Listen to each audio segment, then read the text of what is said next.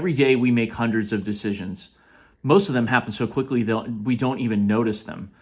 Take the easier route, delay the difficult conversation, hit snooze. I am super guilty of that one.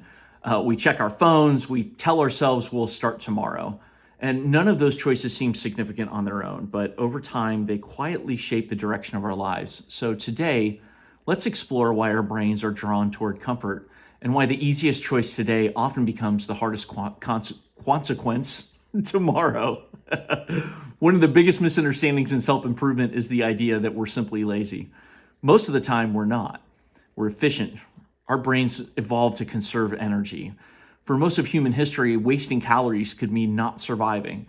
So when our brain sees two options, one familiar and one uncertain, it often nudges us toward the familiar. Not because it's trying to ruin our future, but because it's trying to protect our present. The problem is that what kept our ancestors alive doesn't always help us build the life we want today. So think about the last time you put something off. Maybe it was making a phone call, starting a workout, applying for a new job, beginning a creative project. Now notice something. The task itself usually wasn't the hardest part. It was anticipating how uncomfortable it might feel. Our minds are remarkably good at exaggerating emotional discomfort before we've even begun. And then something interesting happens. Once we finally start, the task is often easier than the story that we created about it. So maybe you've experienced that too. So here's the paradox. Comfort feels good in the moment, but if we're not careful, it slowly becomes a cage. Every time we avoid a difficult conversation, that conversation gets heavier. Every time we postpone a goal, our confidence shrinks a little. Every time we choose the familiar simply because it's familiar, we reinforce the belief that discomfort is dangerous. And yet, almost everything meaningful in our lives has required discomfort at some point. Things like learning, healing, growing, loving, changing. None of those happen without stepping into uncertainty.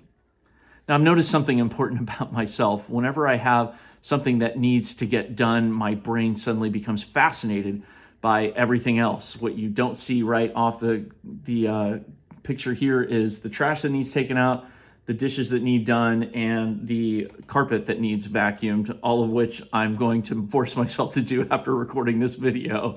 So whenever that happens, things seem urgent, like my phone becomes incredibly interesting. The couch over there is calling to me right now, begging me to take another nap, another one, right? It's a Saturday. I've been taking it easy. So listen, my brain's just looking for an easier way to spend the next few minutes. And once I recognize that pattern, I stop treating it like a character flaw. So now I see it for what it is. It's actually a prediction, not a command. And maybe you've noticed your own version of that pattern. So if you have, you're in good company.